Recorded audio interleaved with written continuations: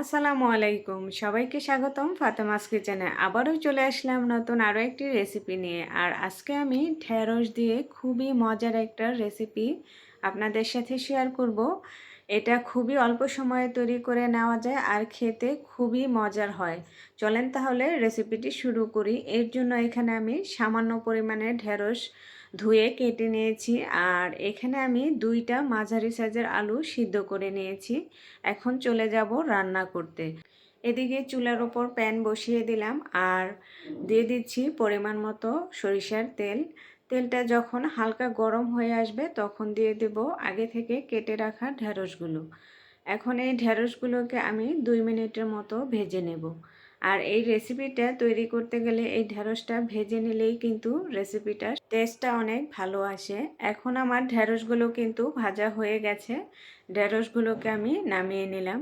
আর same প্যানে এখন আমি আরও কিছু তেল দিয়ে দিলাম, আর এখন দিয়ে দিচ্ছি অল্প একটু আস্ত জিরা, আর দিয়ে দিচ্ছি 3 থেকে 4টা শুকনা মরিচ। এখন এই শুকনা মরিচ আর জিরাটাকে একটু ভেজে নেব। যখন সামান্য একটু ভাজা হবে তারপর দিয়ে দিলাম এখানে 1 টেবিল চামচের মতো পেঁয়াজ কুচি। পেঁয়াজটাকেও আমি নেড়ে চেড়ে বাদামি কালার করে ভেজে নিয়েছি। তার মধ্যে একটু পানি দিয়ে দিলাম যেন মশলাটা পুড়ে না যায়। এখন দিয়ে দিব এখানে সামান্য পরিমাণে আদা রসুনের পেস্ট। আদা রসুনের পেস্টটা দেওয়ার পরও আমি একটু নেড়ে চেড়ে ভেজে নেব যেন আদা রসুনের কাঁচা গন্ধটা চলে যায়। আর এদিকে আমি দিয়ে দিলাম গুঁড়ো মশলা, মরিচ গুঁড়ো, ধনে গুঁড়ো, হলুদ গুঁড়ো, জিরা গুঁড়ো, আর দিয়ে দিলাম পরিমাণ মতো লবণ।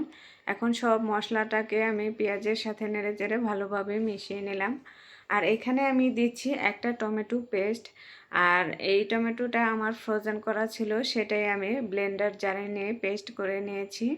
এখন সেটা দিয়ে দিলাম আর অল্প একটু পানি দিয়ে ঢাকনা দিয়ে ঢেকে এটাকে আমি ভালো মতো কষিয়ে নেব। অবশ্যই এই রান্নাতে টমেটোটা ব্যবহার করবেন, তাহলে কিন্তু খাবারের টেস্টটা অনেক বেশি ভালো আসবে। এদিকে কিন্তু আমার মশলাটাও কষানো হয়ে গেছে। এখন দিয়ে দিব আগে থেকে যে আলুটা আমি সিদ্ধ করে রেখেছি সেটা হাত দিয়ে ভেঙে একটু গুঁড়ো করে দেব। খুব বেশি একটা গুঁড়ো করা যাবে না, একটু যেন আস্তে আস্তে থাকে সেরকম করে আমি আলুটাকে হাত দিয়ে একটু ভেঙে দিলাম। এখন কিন্তু মশলার সাথে মিশিয়েও নিয়েছি। মেশানোর পর এখন দিয়ে দিচ্ছি ঢেঁড়সগুলো। এখন ঢেঁড়সটাকেও ভালোভাবে আলুর সাথে নেড়ে চেড়ে মিশিয়ে নেব। আর মেশানোর পর এখানে আমি দিয়ে দিচ্ছি পরিমাণ মতো ঝোলের পানি। এখানে কিন্তু বেশি পরিমাণে পানি দেব না, যেহেতু ঢেঁড়স আলু সব কিছুই সিদ্ধ করা। অল্প পরিমাণে পানি দিয়ে এটাকে আমি রান্না করে নেব। আর ফিরে আসবো একেবারে রান্নার শেষে। এই যে রান্নাটা এরকম শুকনো শুকনো হবে, নামানোর পর কিন্তু আরও অনেকটাই টেনে যাবে। এখন নামিয়ে পরিবেশন করে নিচ্ছি।